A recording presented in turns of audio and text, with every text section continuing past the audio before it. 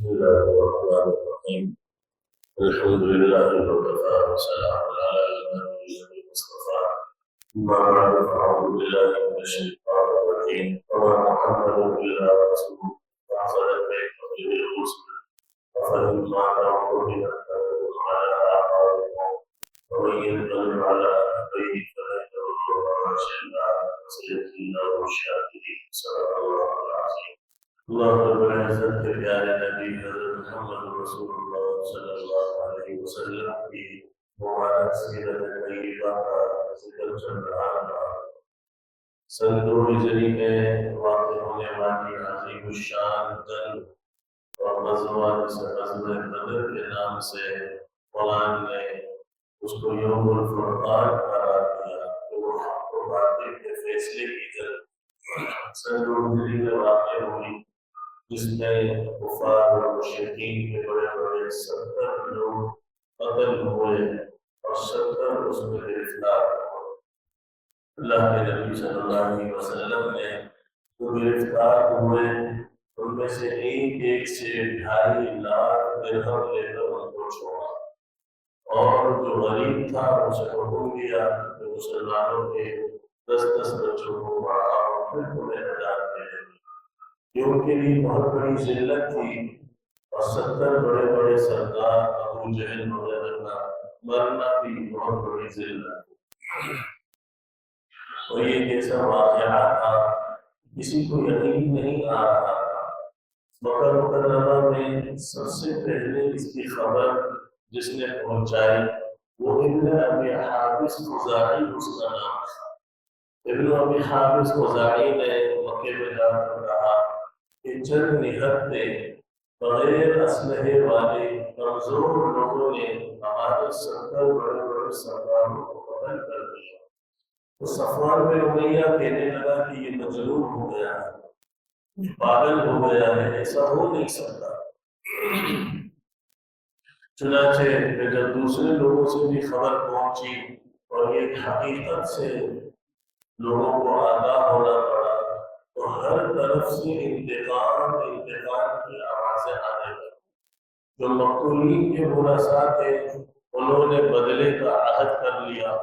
اور آس پاس دوسرے مسلمانوں کے خلاف دوسرے کفار اور مشرکین کو انہوں نے بہکانے کے لیے کوششیں شروع کر دی، اور ساتھ ہی مکے والوں سے یہ درخواست کی کہ یہ جتنا مال تجارتی قافلہ شام سے لے کر آیا ہے یہ سب مسلمانوں سے بدلہ لینے کے لیے وقف کر دیا جائے۔ پورا 1 سال تقریباً اس کی تیاری میں انہوں نے لگایا، جس کے نتیجے میں غزوہ احد کا واقعہ پیش آیا۔ ابو سفیان نے قسم کھا لی کہ جب تک وہ اس کا بدلہ نہیں لے گا وہ کوئی لذت والی چیز نہ کھائے گا، نہ پیے گا، نہ استعمال کرے گا۔ اور اسی طریقے سے اس کی بیوی ہندا نے بھی قسم کھا لی، کیونکہ ہندا جو تھی اس کا سگا باپ، اس کا بیٹا، اس کا بھائی عتبہ، شیبہ، یہ سب، اور حنظلہ اس کا بیٹا، سب قتل ہو گئے۔ اس نے بھی قسم کھائی تھی۔ چنانچہ یہ کوششیں 1 سال تک چلتی رہی۔ سن 2 ہجری تھا، اور یہ سن 2 ہجری اس اعتبار سے بڑا عظیم تھا کہ اللہ نے بہت سے احکامات سن 2 ہجری میں اتارے۔ نمازیں تو مکہ مکرمہ میں فرض ہو گئی تھی، لیکن قبلے کی تبدیلی بھی اسی سال ہوئی۔ 17 ماہ بعد بیت المقدس سے قبلہ بیت اللہ کی طرف کر دیا گیا، اور اسی طریقے سے ایک بہت بڑا واقعہ جو پیش آیا وہ روزوں کا حکم بھی سن 2 ہجری میں، رمضان المبارک کے روزے فرض ہوئے۔ زکوٰۃ کا حکم بھی سن 2 ہجری میں، دونوں عیدین کی نماز کا حکم بھی سن 2 ہجری میں۔ اسی طریقے سے قربانی کا وجوب کا حکم بھی سن 2 ہجری میں۔ یہ سارے اہم وقت اللہ کے نبی صلی اللہ علیہ وسلم کو احکامات دیے گئے، آپ صحابہ نے اس کی تعمیر کرتے رہے۔ اور ایک بہت عظیم واقعہ وہ حضرت رقیہ رضی اللہ عنہ کے انتقال کا بھی سن 2 ہجری میں پیش آیا، جب اللہ کے نبی صلی اللہ علیہ وسلم نے حضرت عثمان رضی اللہ عنہ کو حکم دیا کہ عثمان تم بدر کی جنگ میں شریک نہ ہو،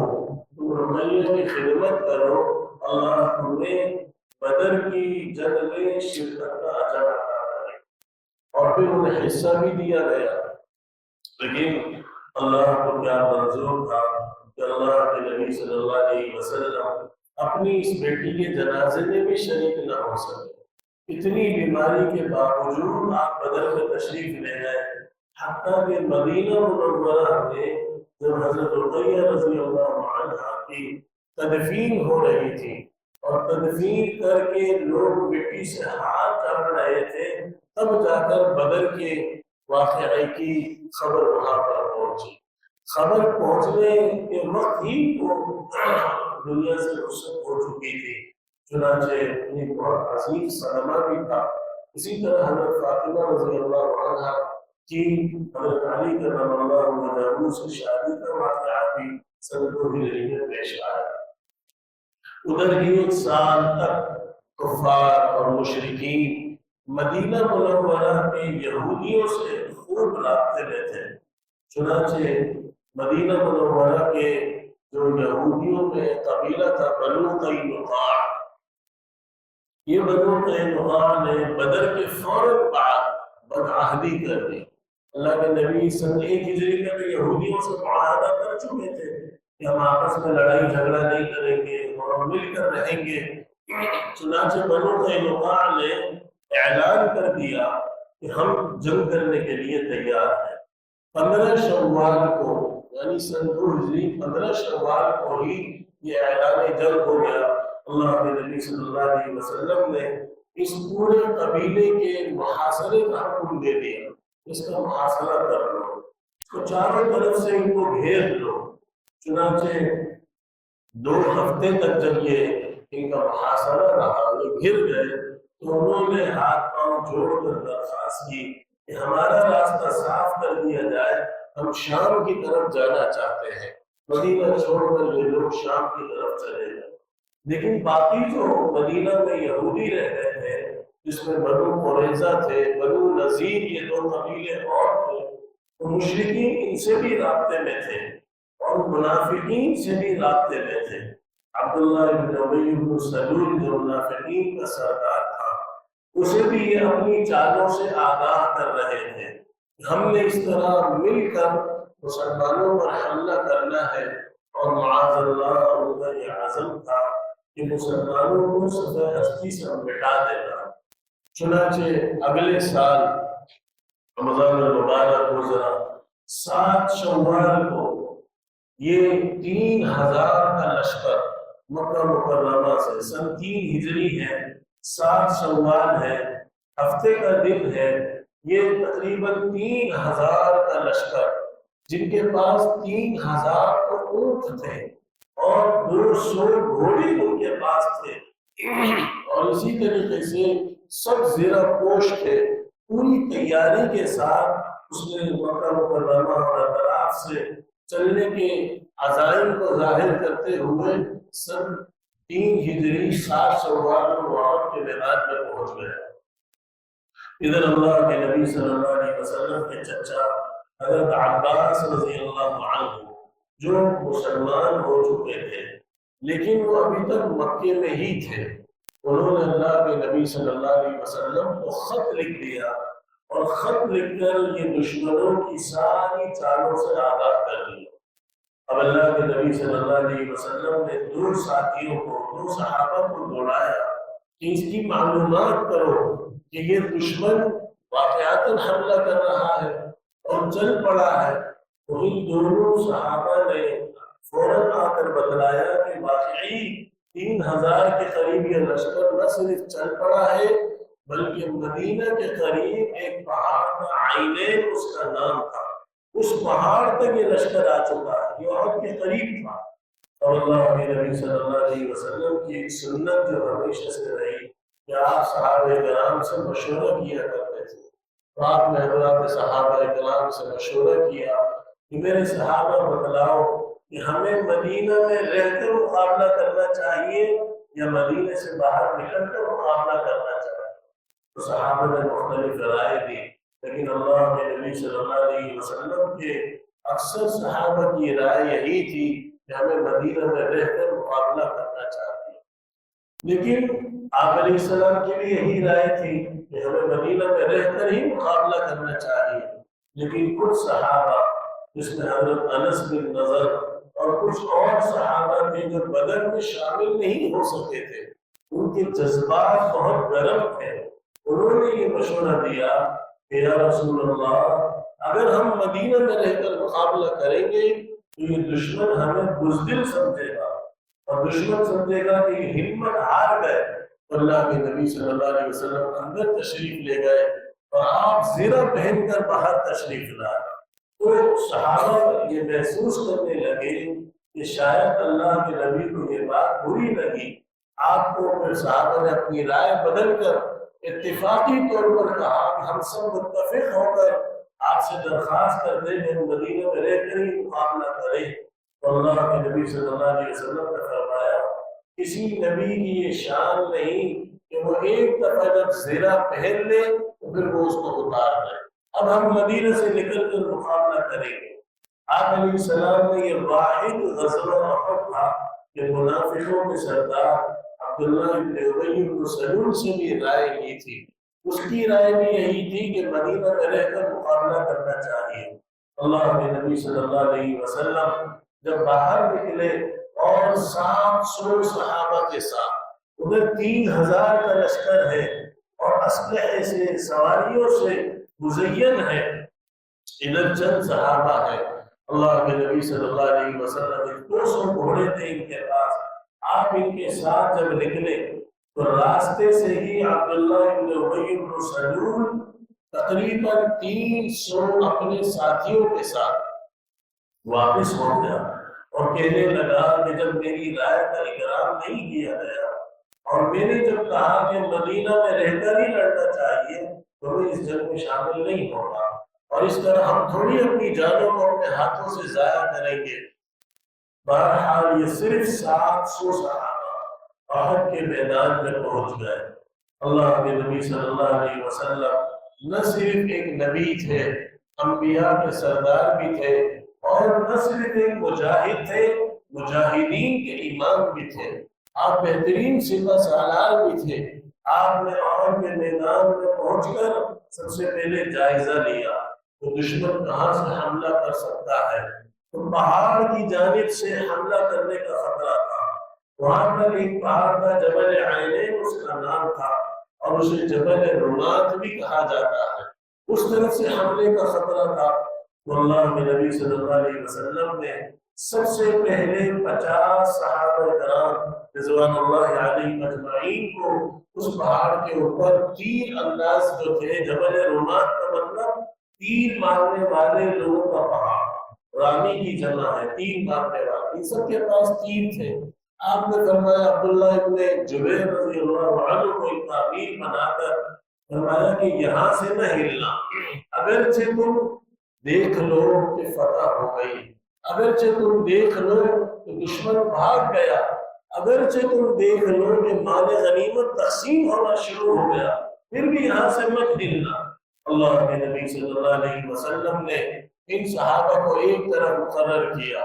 دوسری طرف حضرت زبیر بن عوام رضی اللہ عنہ کو اللہ کے نبی نے ان لوگوں کا سردار مقرر کر دیا جو بالکل نہتے تھے، جن کے پاس کوئی ہتھیار نہیں تھا۔ حضرت مصعب بن عمیر رضی اللہ عنہ کو آپ نے جھنڈا دے دیا، اور اس کے بعد آپ علیہ الصلوۃ والسلام نے اس جنگ کا آغاز فرمایا، اور دشمن ابتدا میں پست ہو گیا، لڑائی دونوں جانب سے شروع ہو گئی، اور دشمن کی پستی کا یہ عالم تھا کہ وہ بھاگنے لگ گئے۔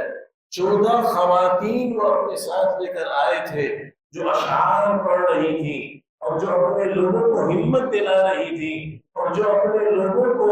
اس بات کی تاکید کر رہی تھی کہ اگر تم آج بھاگ گئے تو ہم تمہیں اپنے بستروں پر نہیں آنے دیں گے، ہم تمہیں آرام سے اپنے گھروں میں جینے نہیں دیں گے۔ مگر اللہ کے نبی صلی اللہ علیہ وسلم اللہ سے دعا مانگ رہے تھے، اللہم بک اسول، اللہم بک احول، اللہم بک اقاتل، حسبی اللہ لا الہ الا هو علیہ توکل، اے اللہ میں آپ ہی کی مدد سے دشمن سے مقابلہ کر رہا ہوں، آپ ہی کی مدد سے ان پر وار کر رہا ہوں، اور میرے لیے تو آپ کی ذات کافی ہے۔ اللہ کے نبی صلی اللہ علیہ وسلم اس دعا کے ذریعے صحابہ کو ہمت دلا رہے تھے، اور صحابہ کرام کے جذبات بھی بہت عروج پر تھے۔ چنانچہ جب دشمنوں نے دیکھا کہ اب فتح ہمارے ہاتھ میں نہیں تو وہ بھاگنے لگ گئے۔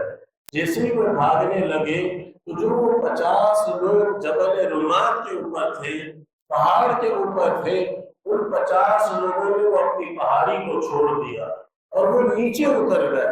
اور ان کے امیر حضرت عبداللہ ابن جبیر نے انہیں بہت زیادہ سمجھایا کہ دیکھو اللہ کے نبی صلی اللہ علیہ وسلم نے منع کیا ہے کہ اگرچہ تم مال غنیمت کو تقسیم ہوتا ہوا دیکھ لو تب بھی اپنی جگہ نہیں چھوڑنا، لیکن انہوں نے کہا کہ اب تو جنگ ختم ہو گئی، اور اللہ کے نبی نے تو ہمیں اس وقت تک کہا تھا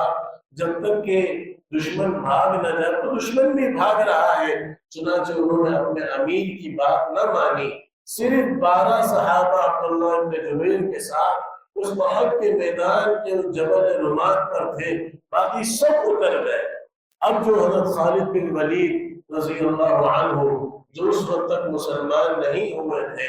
انہوں نے دیکھا کہ میدان تو صاف ہو گیا، انہوں نے اپنے چند ساتھیوں کو حکم دیا کہ تم دوبارہ اس جبل رمات کی طرف سے مسلمانوں پر حملہ کرو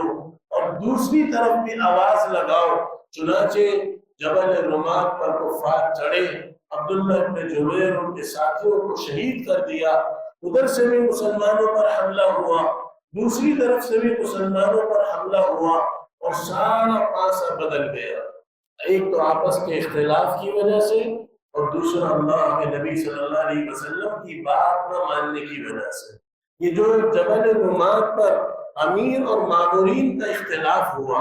اور دوسرا اللہ کے نبی صلی اللہ علیہ وسلم نے جب حکم دے دیا تھا کہ تم اس پہاڑ کو مت چھوڑنا، تو آپ کے حکم کی انہوں نے اپنے اعتبار سے مخالفت یہ کی، انہیں یقین تھا وہ بظاہر حکم کو پورا کر رہے تھے، لیکن اللہ نے ان کی معافی کا بھی قرآن میں اعلان کر دیا۔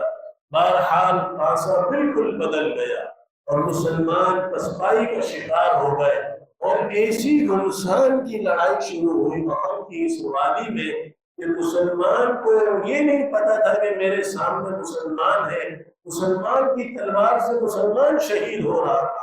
اور اللہ کے نبی صلی اللہ علیہ وسلم کی شہادت کی خبر پھیل گئی کہ آپ علیہ السلام بھی شہید ہو گئے۔ اب ظاہر ہے کہ یہ بہت زیادہ پسپائی کی بات تھی۔ اس نتیجے میں 3 قسم کا مجمع مسلمانوں کا تقسیم ہو گیا۔ ایک تو وہ لوگ تھے جو مایوس ہو کر جانے لگ گئے کہ اب تو اس احد کی وادی میں اللہ کے نبی بھی دنیا سے چلے گئے، اب تو ہمارا بچنا اس لڑائی کا کوئی فائدہ ہی نہیں ہے، چنانچہ وہ جانے لگ گئے۔ دوسرے وہ صحابہ تھے جنہوں نے احد کے پہاڑ سے جنت کی خوشبو سونگی، جس میں حضرت انس بن نضر رضی اللہ عنہ تھے۔ راستے میں سعد بن ابی وقاص نے ان سے پوچھا بھی، اے انس تم کدھر جا رہے ہو؟ کہا کہ میں اس پہاڑ کے پیچھے سے جنت کی خوشبو سونگ رہا ہوں، اگر اللہ کے نبی بھی دنیا میں نہ رہے تو ہمارے جینے کا کیا فائدہ؟ انہوں نے تلوار اٹھائی اور دشمن کے مجمع میں گھس پڑے، وہ خود بھی شہید ہو گئے۔ اور یہ ان کے کیا جذبات تھے، اور اس طرح دیگر صحابہ کے کیا جذبات تھے کہ دشمن پھر پسپا ہونے لگا۔ اور تیسرا مجمع وہ تھا 12 کے قریب صحابہ جو اللہ کے نبی صلی اللہ علیہ وسلم کی حفاظت میں چاروں طرف کھڑے ہوئے تھے۔ اتنے میں حضرت کعب بن مالک رضی اللہ عنہ کی نگاہ اللہ کے نبی صلی اللہ علیہ وسلم پر پڑی، اور انہوں نے اعلان کر دیا، اے احد کے ساتھیوں، اے میرے دوسرے ساتھیوں، اے اللہ کے نبی کے صحابہ، اللہ کے نبی حیات ہے، تمہارا مقتدا، تمہارا ایمان زندہ ہے۔ تو جیسے ہی یہ خبر پھیلی تو صحابہ کرام کی جو بھاگ رہے تھے یا میدان چھوڑ کر جا رہے تھے، جو مایوس ہو چکے تھے، وہ سب کے سب اللہ کے نبی صلی اللہ علیہ وسلم کی طرف بڑھے۔ اب دشمن آپ علیہ السلام کے بالکل قریب پہنچ گیا، اور اس نے اللہ کے نبی پر وار کرنا شروع کر دیا، تو ایک ایک صحابی سب سے زیادہ جن کی خدمات ہے وہ حضرت ابو دجانہ رضی اللہ عنہ، حضرت ابو طلحہ رضی اللہ عنہ، حضرت ابو طلحہ رضی اللہ عنہ نے اپنا ایک کندھا اللہ کے نبی کی طرف کر دیا جس سے ان کا پورا کندھا کٹ کر گر گیا، دوسرا کندھا کر دیا حتیٰ کہ وہ شہید ہو گئے، اور حضرت ابو دجانہ رضی اللہ عنہ نے ڈھال کا کام دیا، اللہ کے نبی صلی اللہ علیہ وسلم پر تیر برس رہے تھے اور وہ اپنی کمر سے اس تیر کو روک رہے تھے، ایک تیر لگا دوسرا لگا، 70 تیر ان کی کمر پر لگے، لیکن اللہ کے نبی صلی اللہ علیہ وسلم کی طرف انہوں نے اپنی پیٹھ نہیں کی کہ آپ کی بے ادبی نہ ہو جائے، دشمن کی طرف سے جو وار ہو رہے تھے وہ اپنی پیٹھ سے روک رہے تھے۔ اور اسی طرح حضرت مصعب بن عمیر رضی اللہ عنہ، آج بھی جب ہم میدان احد میں جاتے ہیں تو دیگر صحابہ تو ایک طرف ہے، 70 صحابہ اس میدان میں شہید ہوئے، ان کی ایک الگ قبریں بنی ہوئی ہے، لیکن حضرت حمزہ رضی اللہ عنہ اور حضرت مصعب بن عمیر رضی اللہ عنہ کی خبر وہ ایک الگ باؤنڈری میں بنی ہوئی ہے۔ تو حضرت مصعب بن عمیر رضی اللہ عنہ یہ وہ تھے جن کے ہاتھ میں جھنڈا تھا، دشمن نے ابن قیمہ اس کا نام تھا، بڑا بہادر تھا، دایاں ہاتھ حضرت مصعب بن عمیر کا کاٹ دیا تاکہ یہ جھنڈا مسلمانوں کا گر جائے، انہوں نے بائیں ہاتھ میں لے لیا، بایاں ہاتھ بھی کاٹ دیا، انہوں نے دونوں کٹے ہوئے ہاتھوں سے پکڑ کر اپنی ٹانگوں کے درمیان اس جھنڈے کو سنبھال لیا، تو پھر دشمن نے ان پر ایسا وار کیا کہ فوراً ان کے بھائی نے بجائے اس کے کہ حضرت مصعب بن عمیر کو پکڑتے فوراً اس جھنڈے کو سنبھال لیا، اور پھر حیدر کرار حضرت علی کرم اللہ وجہہ نے مسلمانوں کے اس جھنڈے کو سنبھالا۔ حضرت حمزہ رضی اللہ عنہ کے ایک ایک عضو کو اس میدان میں شہید کر دیا گیا، ان کا کان ایک طرف تھا، ان کی ہاتھوں کی انگلیاں ایک طرف تھی، ان کے بازو ایک طرف تھے، حتیٰ کہ ان کی آنکھیں نکال دی گئی تھی۔ اللہ کے نبی صلی اللہ علیہ وسلم کے اوپر اتنا خطرناک حملہ ہوا کہ 2 سلاخیں دائیں اور بائیں سے پیشانی کے اندر گھس گئی، ابو عبیدہ بن جراح رضی اللہ عنہ نے دانتوں سے نکالا جس پر ان کا ایک دانت شہید ہو گیا، پھر دوسرا بھی نکالا، آپ علیہ السلام کی جو زرہ میں خود لگ گئی تھی دوسری طرف سے بھی نکالا تو دوسرا دانت بھی ان کا شہید ہو گیا۔ بہرحال اللہ کے نبی صلی اللہ علیہ وسلم کا خون گر رہا تھا اور آپ کے خون کو بھی صحابہ پی رہے تھے، اور اللہ کے نبی اپنے خون کو سنبھال رہے تھے اور اللہ سے یہ دعا مانگ رہے تھے، اے اللہ میری اس قوم کو ہدایت دے دے، یہ جانتے نہیں۔ پھر آپ نے فرمایا اگر خون کا ایک قطرہ بھی زمین پر گر گیا آج میرا تو اللہ اس پورے دشمن کو صفحہ ہستی سے مٹا دے گا، لیکن مجھے اللہ کی ذات سے امید ہے کہ اللہ انہی میں سے مسلمانوں کو پیدا کرے گا، اس لیے آپ نے خود بھی اس کا اہتمام فرمایا، اور آپ علیہ السلام کا بھی ایک دندان مبارک شہید ہو گیا جس کو فوراً صحابہ نے لے لیا اور اس کو بھی زمین پر گرنے نہ دیا۔ بہرحال جب یہ صورتحال ہوئی تو خالد بن ولید نے اوپر سے اعلان کیا کہ چلو ہم واپس چلتے ہیں اور ہم اگلے سال بدر کے میدان میں دوبارہ جمع ہوں گے، یعنی لڑائی مزید بڑھی نہیں، جس کی وجہ سے بقیہ صحابہ اور اللہ کے نبی صلی اللہ علیہ وسلم محفوظ رہ گئے۔ بعد میں لوگوں نے تنبیہ بھی کی کہ اگر آپ لڑائی کو جاری رکھتے تو آج تو مسلمان ختم ہو جاتے، تو اللہ رب العزت نے اس طرح مسلمانوں کو بچانا تھا۔ 70 صحابہ مسلمانوں کے شہید ہوئے اور دشمن کے صرف 22 لوگ مقتول ہوئے۔ اللہ نے قرآن مجید میں تفصیلی واقعات غزوہ احد کے سورۃ النساء کی آیت میں ذکر کیے ہیں۔ اللہ سے دعا ہے اللہ صحابہ کرام رضوان اللہ علیہ اجمعین کی قربانیوں کو، اللہ کے نبی صلی اللہ علیہ وسلم کی قربانیوں کو جو اس دین کی خاطر انہوں نے دی، اپنی بارگاہ میں قبول فرمائے، اور اللہ اس دین کی تا قیامت حفاظت فرمائے، اور اس دین کی قدردانی کی اللہ سب کو توفیق نصیب فرمائے، اور ان میں جو شہید ہوئے اس دین کی خاطر اللہ ان کو بہترین جزا اپنی طرف سے عطا فرمائے۔ وآخر دعوانا الحمد للہ۔